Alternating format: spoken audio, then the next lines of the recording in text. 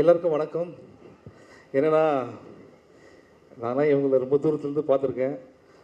Bala sir ஒரு ஃபங்க்ஷனில் பார்த்தேன். பார்த்துட்டு பார்க்காத மாதிரியே போயிட்டார்.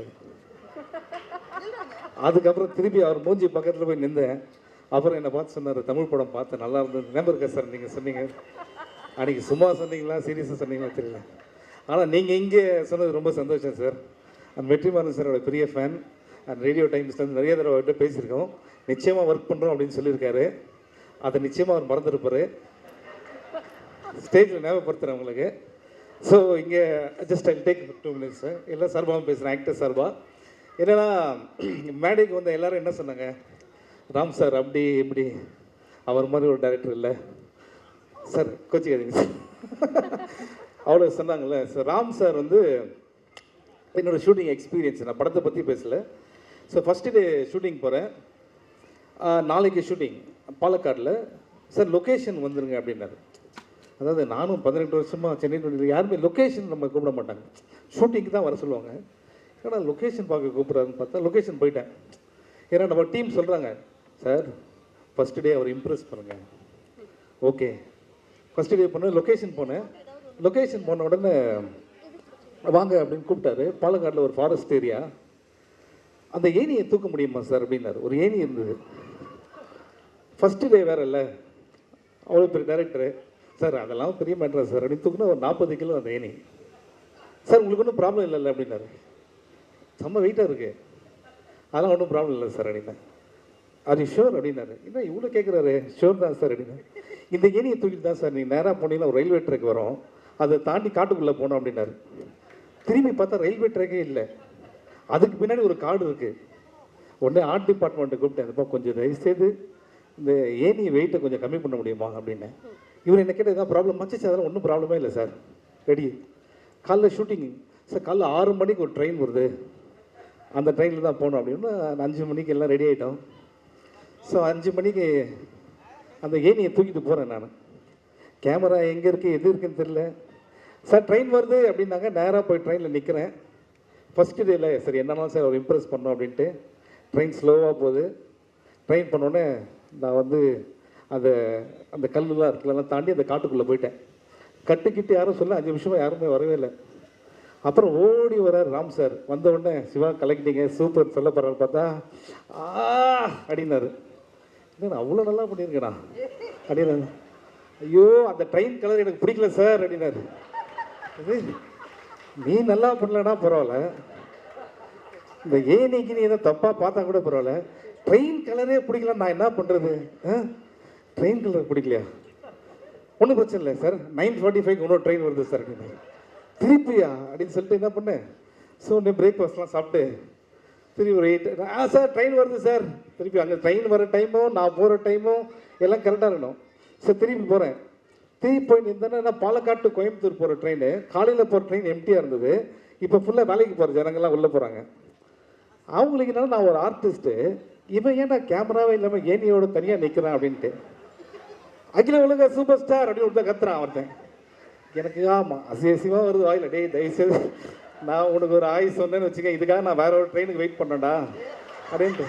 ஸோ அது வேறு பயமாக இருக்குது. அவன் வேறு அப்படி போகிறான். அங்கே என்ன பேச மாட்டிங்களா, அவ்வளோ பேசுகிறீங்க அப்படின்றான் ஒருத்தன். இப்போ இவனை பார்க்கறதா இவனை திட்டுறதா?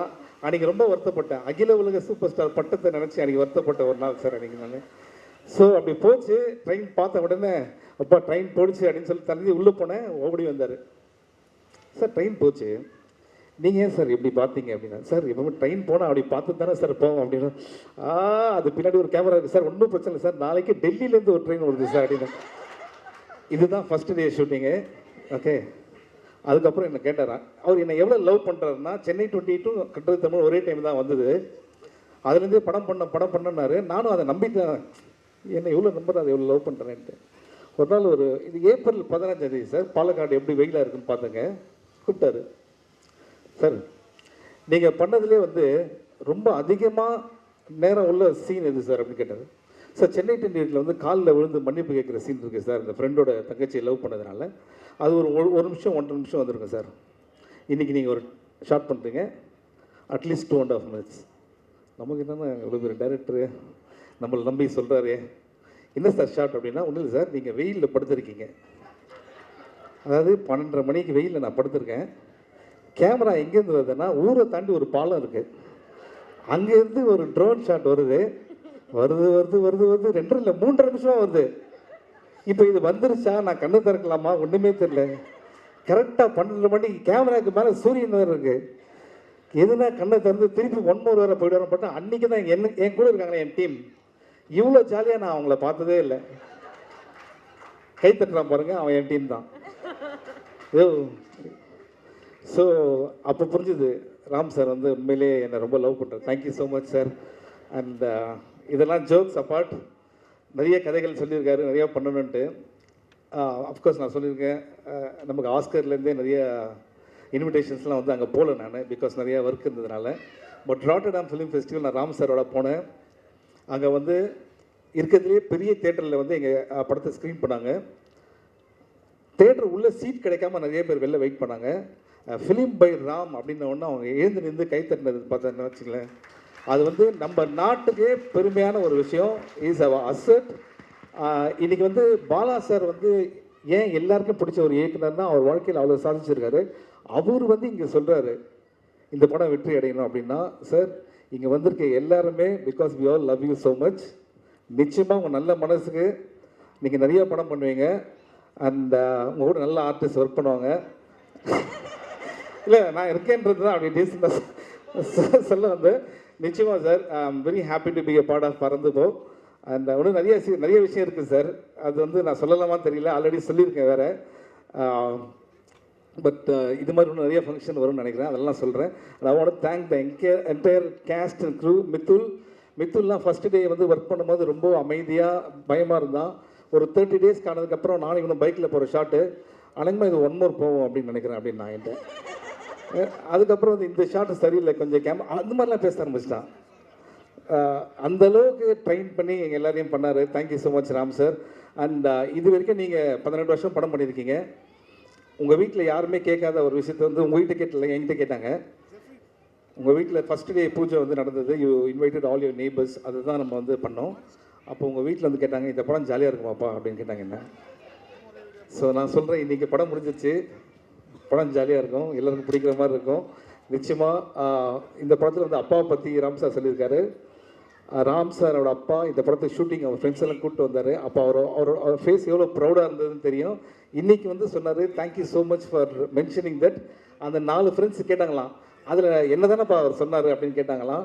உண்மையிலே sir, Ram sir love you so much. சில பசங்களுக்கு வந்து அப்பா வந்து எந்த அளவுக்கு அன்பு வச்சிருன்னு சொல்ல தெரியாது பசங்களுக்கு, ஓகே. அண்ட் எல்லா பசங்களும் அவங்க அப்பா மேலே பெரிய அன்பு வச்சுருக்காங்க, சொல்ல தெரியலனாலும் அந்த அன்பு ரொம்ப மிகச்சிறந்த ஒரு அன்பு, ஓகே. அண்ட் அந்த அன்பை அவர் மேலே வச்சுருக்காரு. Love you sir, thank you so much. And வேறு ஒன்றும் இல்லை, இந்த படம் 4th வருது, உங்கள்கிட்ட சொல்கிறேன் நான் 4th வருது. அண்ட் மிஷ்கின் சார் என்னன்னா, இந்த படத்தோட ப்ரெஸ் மீட் வந்தார். சார் நீங்கள் ஆடியோ லான்ச் வருவீங்களேன்னு சொன்னேன். இல்லை நான் ஜப்பானில் இருக்கேன் அப்படின்னாரு. ஜப்பான்லேருந்து கேன்சல் ஆகி எங்களுக்காக நீங்கள் வந்ததுக்கு ரொம்ப தேங்க்ஸ் சார். ஆனால் நீங்கள் ஜப்பான் போனீங்களானே எனக்கு தெரியல, ஆனால் இருந்தாலும் அவர் இங்கே வரும்போது சொன்னார், உங்களுக்காக தான் வந்தேன் அப்படின்னாரு. ஏன்னா மிஷ்கின் சார் பேசும்போது நான் நிறைய நிறைய கேட்டிருக்கேன். அது அவர் ஒவ்வொரு வார்த்தையும் அவர் மனசார வந்து பாராட்டுறாரு. அந்த குணம் ரொம்ப முக்கியமான ஒரு விஷயம் sir. Thank you so much for your words. And இது குழந்தைங்க படம், திருப்பி வருது சொன்னால் இது குழந்தைங்க படம். Love you sir, thank you thank you thank you thank you sir.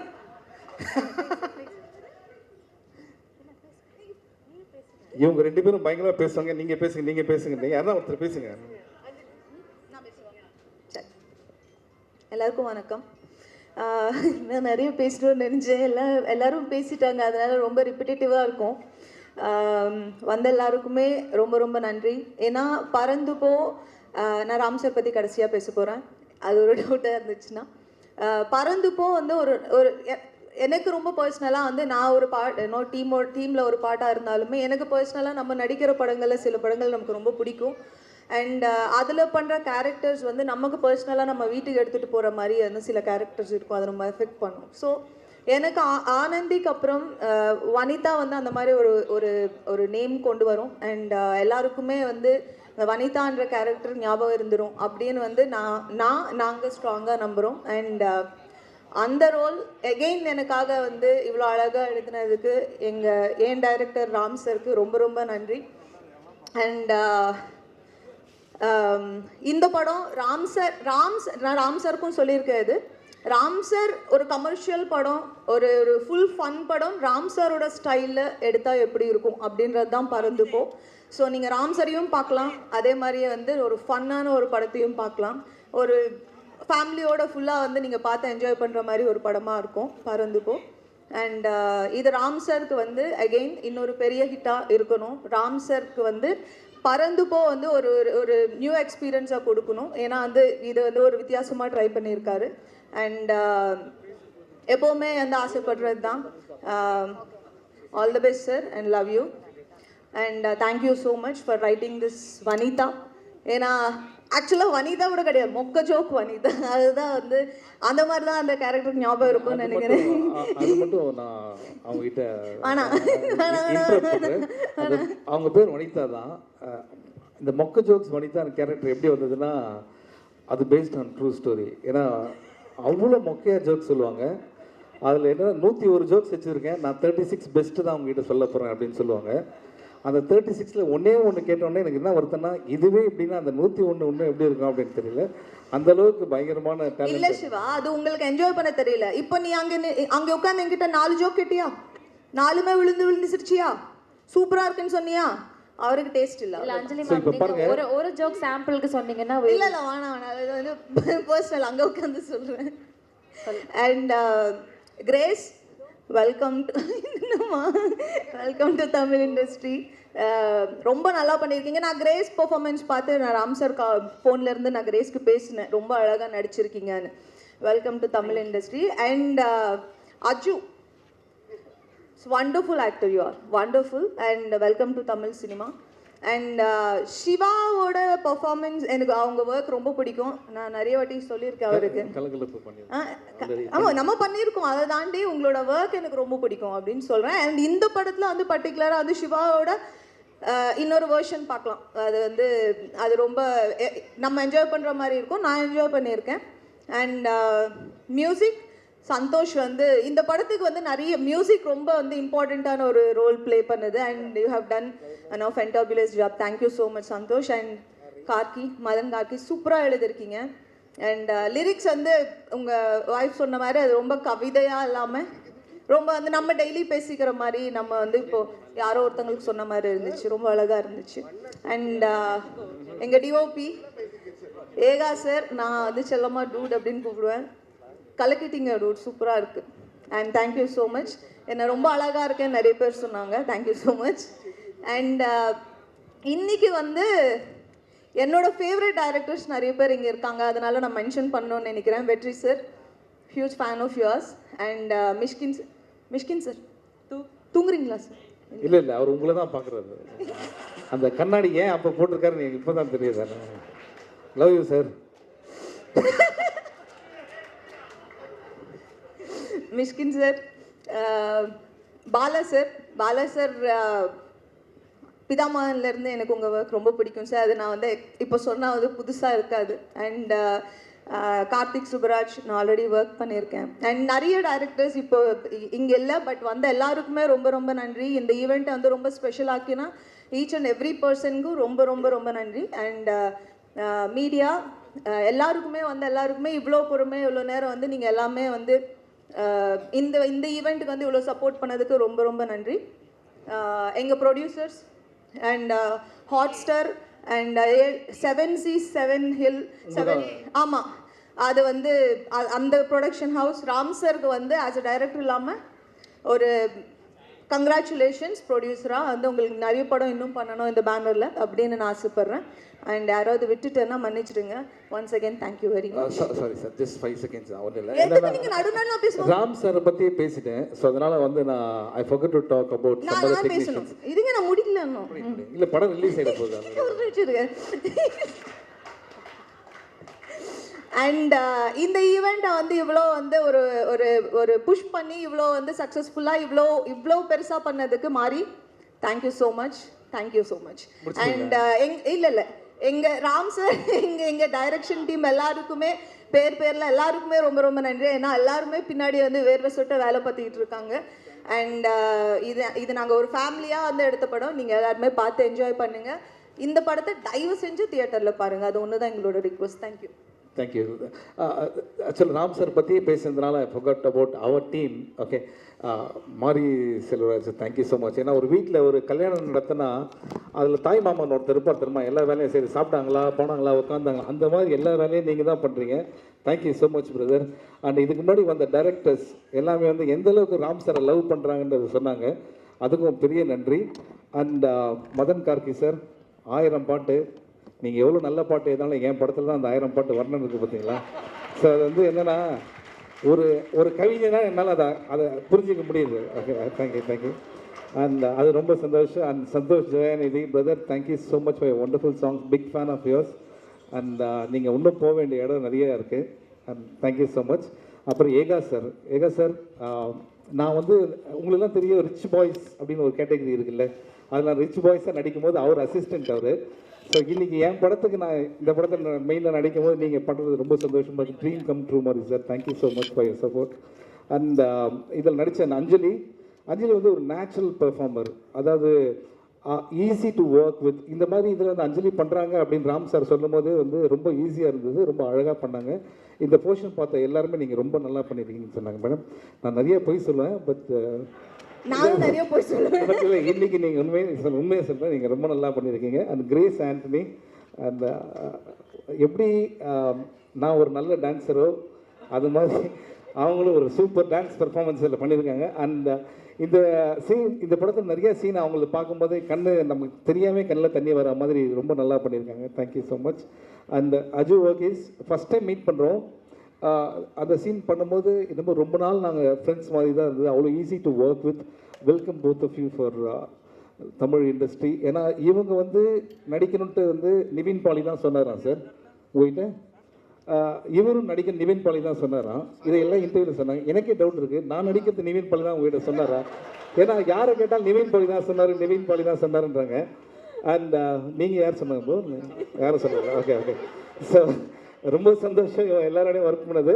நான் வேறு யாருன்னா ஓகே, முக்கியமான பிரதீப் சார் பிரதர், ப்ளீஸ் ஒரு நிமிஷம் ஏந்துங்களேன், please give big hand to him. ஏன்னா வந்து முக்கியமான அவர் தான். அவர் இல்லைன்னா இந்த படம் நடந்திருக்காது. கடவுளை வந்து எல்லாரும் ஒரு முக்கியமான சிலர் வந்து ஒரு கரெக்டான இடத்துல உட்கார வைப்பார்ல, அது மாதிரி ஒரு இடத்துல உட்கார வச்சிருக்காரு. Still long way to go bro. I'm so happy நீங்கள் ராம் சார் வந்து இந்த ப்ராஜெக்ட் நீங்கள் செலக்ட் பண்ணி பண்ணதுக்கு. And I'm very happy we all part of that. Thank you so much. Thank you.